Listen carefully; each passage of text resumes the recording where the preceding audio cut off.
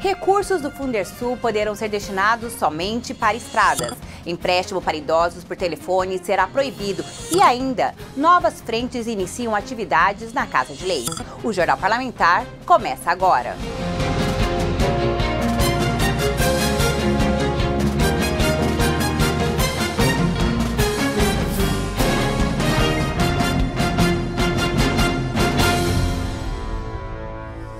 Olá, recursos do Fundersul destinados exclusivamente para a manutenção de estradas e rodovias é a imposição pretendida por projeto de lei que começa a tramitar na Assembleia.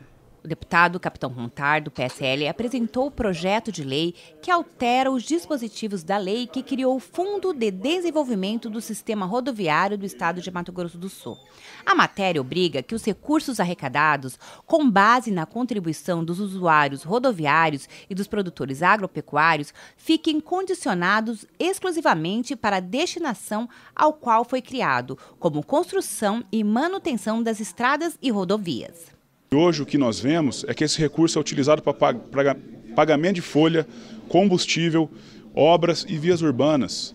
Ou seja, é um recurso que é captado com o suor do produtor rural e é aplicado com viés político em outras obras. Então o objetivo do meu projeto de lei é regulamentar para que isso seja aplicado, que esse recurso seja aplicado exclusivamente para atender o agronegócio. O dado mais recente do Portal da Transparência do Governo do Estado indica que o Fundersul arrecadou até o momento mais de 640 milhões de reais. Para o autor do projeto, tais valores não podem ser utilizados para outros fins. Solicitei hoje via requerimento ao secretário Murilo Zawitch para que ele nos informe tudo o que foi gasto com os recursos do Fundersul. Nós temos uma prestação de contas que eles já enviaram muito pífia, muito rasa, onde ali já se identifica pagamento de combustível, pagamento de folha de pessoal. Então, não é por aí. Eu acho que nós estamos errando e precisamos acertar. Comissão de Constituição, Justiça e Redação opina pela rejeição a veto do governador do estado em projeto de lei que quer dar gratuidade de inscrição em concursos públicos para quem é convocado pela Justiça Eleitoral durante as eleições. O projeto de lei de autoria do deputado Zé Teixeira, do DEM, que isenta voluntários que atuam nas eleições de pagar as taxas de inscrição em concursos públicos, tinha sido vetado pelo governo do estado. Mas a CCJR emitiu um parecer contrário à decisão do executivo. E agora, a análise do veto ao projeto segue para a votação em plenário.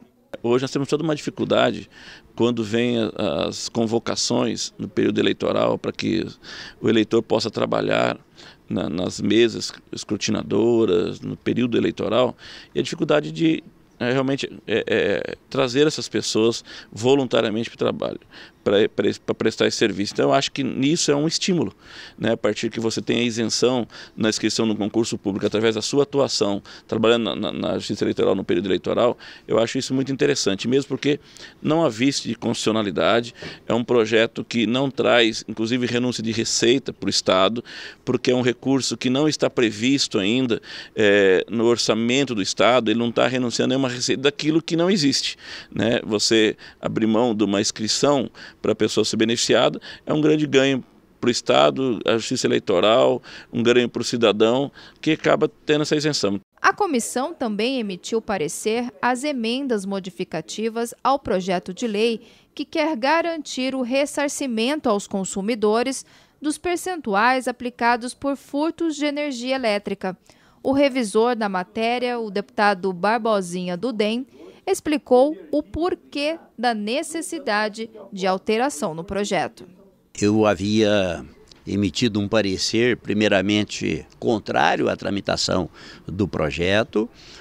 Houve um pedido de vistas, o deputado João Henrique, ele apresentou uma emenda sanando a irregularidade. No projeto originário, ele tinha a previsão de que todas as vezes que fosse identificado o fraudador, o valor fosse repartido e compartilhado entre todos os consumidores. Na verdade, no momento em que a empresa ela identifica o fraudador, aquele valor ele sai daquele número que é distribuído aos consumidores. Portanto, ele é individualizado e, se mantido o projeto originário, nós teríamos o enriquecimento sem causa. Então, uma vez sanado o vício, votamos pela tramitação do projeto para que ele possa ser submetido a plenário à votação. Na reunião, os deputados distribuíram 11 matérias que devem entrar em pauta na próxima semana.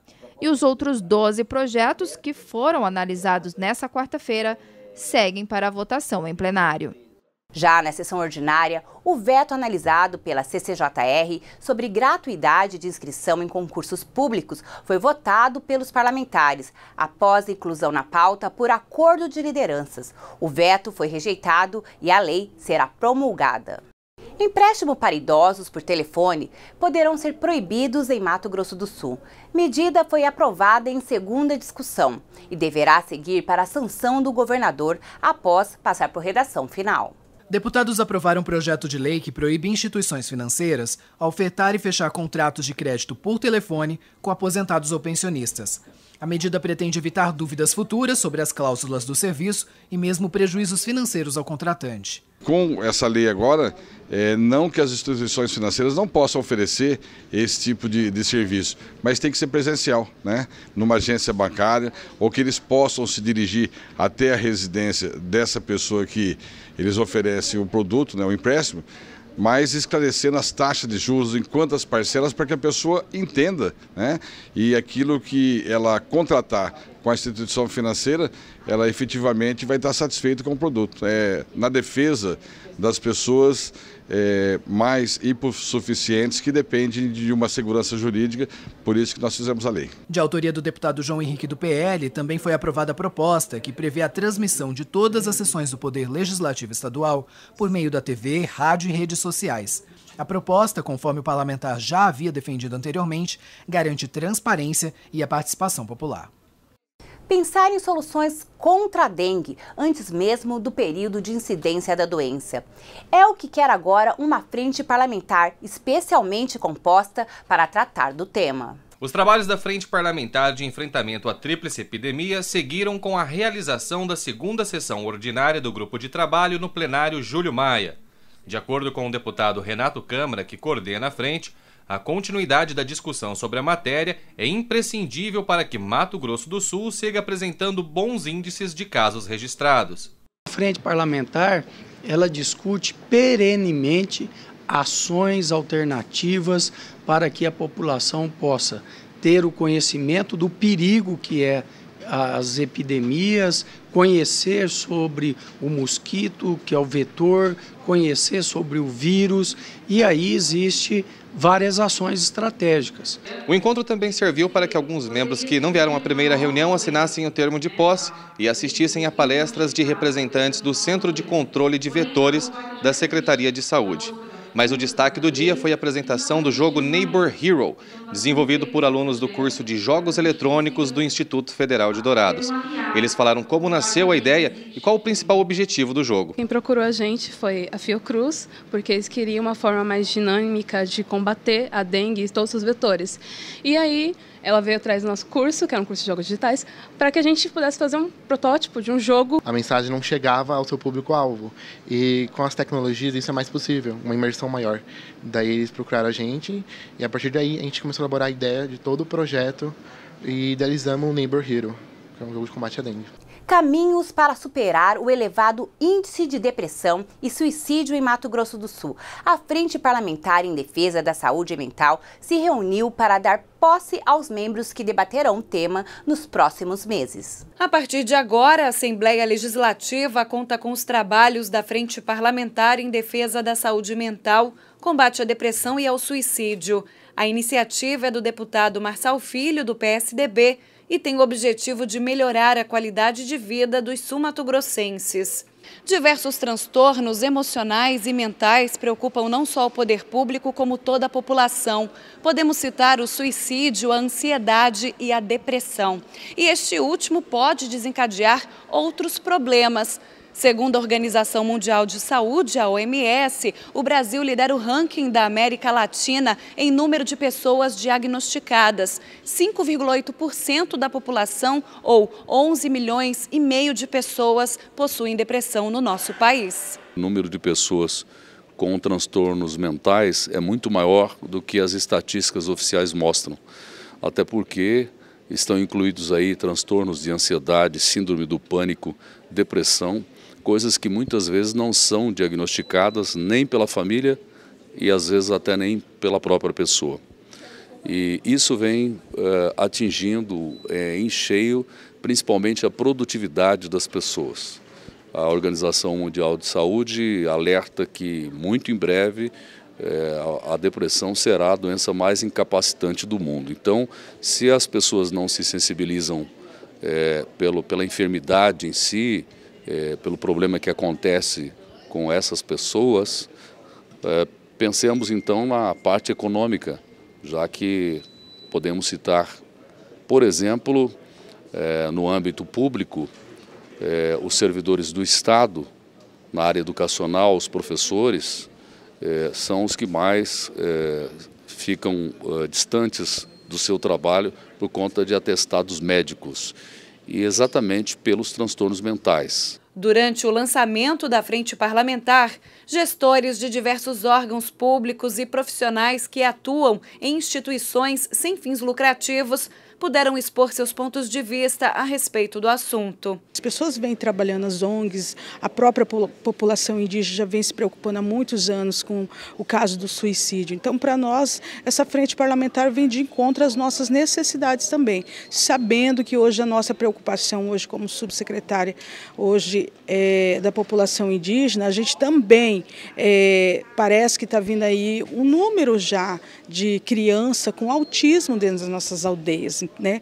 Então, eu acredito que toda preocupação, todo combate de várias situações de doenças dentro da nossa comunidade é louvável. Sem dúvida, a Frente Parlamentar vai facilitar o acesso de todos os órgãos e instituições e vai documentar essa prevenção que já vem acontecendo há tantos anos. Né? Então nós precisamos que isso seja amplamente divulgado, mas precisamos também do suporte da Assembleia Legislativa. Então está aí a importância.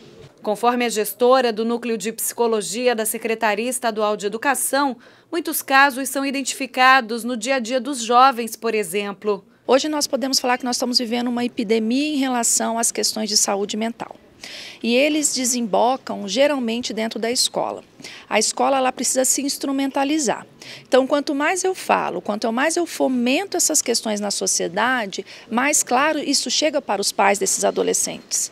Muitos pais desses adolescentes acreditam que essas questões são questões apenas de frescura ou não dão importância para esse problema. Quando eu dou luz para esse problema, eu torno também, de certa forma, para esse pai que ele tem saída, que é uma questão que eu preciso sim dar importância, porque esse estudante que tenta, ele pode sim vir a cometer o suicídio. A partir das informações levantadas, a intenção é criar ou aperfeiçoar políticas públicas em saúde e, através disso, estimular a discussão do tema saúde mental entre toda a sociedade.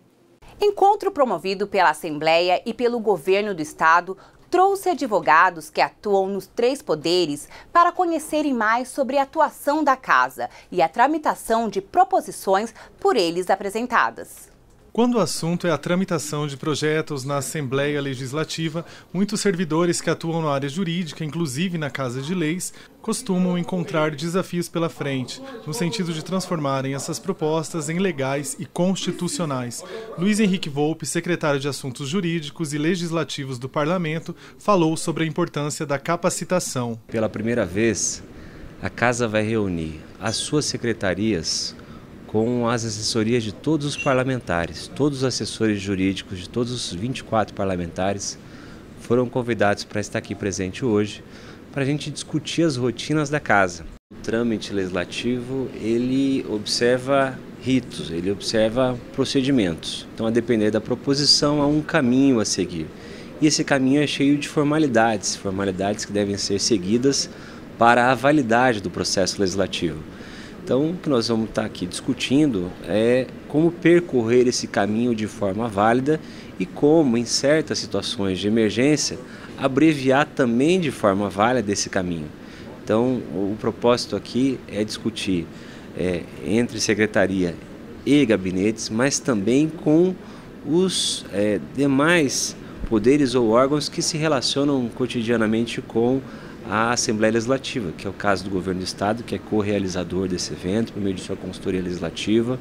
Além disso, também o Ministério Público, o Tribunal de Contas, o Tribunal de Justiça e também a Defensoria.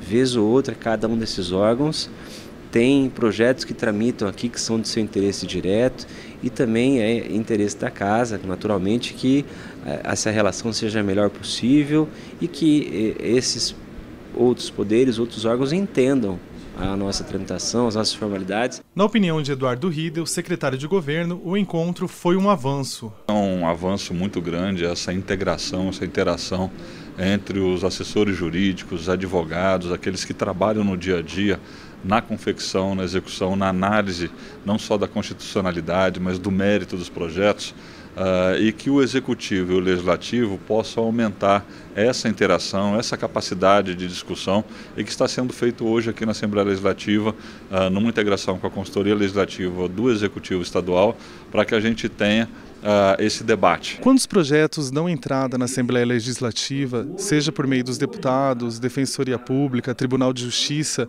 Tribunal de Contas, entre outros poderes, geralmente recebem um número e um protocolo. A partir de lidas em plenário, as propostas ficam 3 sessões em pauta para serem submetidas a emendas. Em sequência, esses projetos são encaminhados para a Comissão de Constituição, Justiça e Redação, que avalia sua legalidade e constitucionalidade. As emendas, quando apresentadas, também são analisadas por esta comissão. Como o direito é um conhecimento que dá margem a muita polêmica e interpretações, aumentar a compreensão do processo legislativo melhora a qualidade dos projetos para se tornarem constitucionais e legais. Vivenciar o direito é interpretá-lo. Por isso é importante quando você reúne vários atores, a Assembleia, o Tribunal de Contas, o Governo do Estado, para discutir, né? A questão dos vetos, da tramitação, isso é fundamental, essa articulação, colocar os interlocutores olho no olho, para estarem conversando, dizendo o popular, afinando a viola, aumentando a compreensão do processo legislativo, isso é fundamental, é o tipo de capacitação que melhora a qualidade do legislativo e também do executivo. O tetracampeão de boxe, o atleta Acelino Popó Freitas, esteve na Assembleia Legislativa para receber moção de congratulação em comemoração aos 20 anos da conquista do seu primeiro título mundial de boxe. A homenagem é de autoria do deputado Herculano Borges, do Solidariedade. Uma pessoa que é vencedora e que serve de exemplo para a nossa juventude, para as nossas crianças. Então ele sempre está aqui na nossa capital, no nosso estado, e quando ele está, nós fazemos questão de valorizar a presença dele e mostrar, usar o testemunho dele como um testemunho de uma pessoa que não tinha condições, mas foi vencedora, né?